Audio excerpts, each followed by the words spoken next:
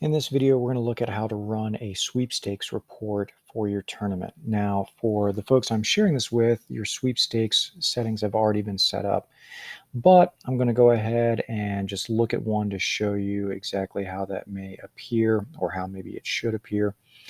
Using a recent tournament, if we go to settings, rules and results, under sweepstakes, we have here something set up as overall. The rules are such that we have 7 points for first place, 5 for second, 3 for third, 1 for 4, and it can be different depending on your particular tournament or league's need or setup. One thing you're going to want to make sure you do with any kind of rules is that you add in this particular part here, basis for placement. If you leave it as default round tiebreakers, it doesn't accept it for whatever reason. The other thing you want to make sure you have done under setup is that you have all of the events in there. Now, a lot of tournaments have their sweepstakes already set up ahead of time. So really what this video is about is actually not setting up the rules, but how to actually run those results and how it would look. So going over here to web publish, we can see that we have all the different events and we have, the tournament wide overall and the other one that was a test run as well. So basically all you have to do is over here on the side, and again, I'm under results, web publish, you go to sweepstakes, select the one that was created, overall was the name of it, publish, click yep, and then you hit calculate. And then that will go ahead and create, we're going to see today's date here, already published. If you want the coaches to be able to see it from their dashboard when they log into Tab Room, you can select yes. If you don't want it to be public for whatever reason, you can turn it off.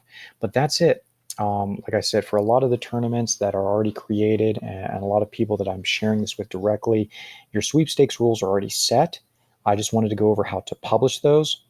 One thing that is important to note, however, and it might be good on the Tab Room side of things, is to be able to actually look at the breakdown of the sweepstakes simply because you're going to want to be able to view that to see how it originated with. So using the example of the tournament we have here, it has a tie for first place. So this is a really good example because what's going to matter now is how do you break the tie? It's got a total of points there. First places, second places, third and fourths. Well, the way it's going to break down, as we know, is if you hover over the school, it'll show you how many firsts. There were 2 firsts, 4 second places, and 1 third. And then if we look at the next school, there was 1 first. So even though it indicates that it's a tie, really Fresta Valley gets the overall win because they had more first place finishes than Chantilly did. Unfortunately, with sweepstakes reports, it doesn't really allow for a tiebreaker like it does in particular events and determining final places. So using this report is a good way to be able to look at the breakdown for how many first places, second places, how did those points come up? So again, your total points are over here on the right.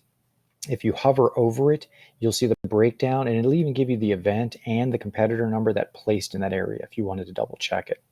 So again, for sweepstakes, we just go over to results, web publish, and down here under sweepstakes, bids and sheets, you go ahead and set the rule set. There really should only be one there. The scope is for the schools, and then you click yep for publish, and then you calculate. If you're wanting to break it down and if you want to double check it, especially when it comes to reporting for VHSL tournaments, you're going to want to go over to sweepstakes bids and quals, sweepstakes by school, click view. And then if you hover over it, in case there's a tie, now hopefully there won't be many ties, but in the case of this, it indicated there was a tie on points, but it doesn't separate on first, second, so on and so forth. Like it has a tie here for third as well. We have 2 firsts and a second. Here we have 2 firsts, a third, and 2 fourths. So by the logic that we typically set up here, this would actually be the true third place because they have a second place finish and John Hanley does not. So that's something to bear in mind when you're looking it over.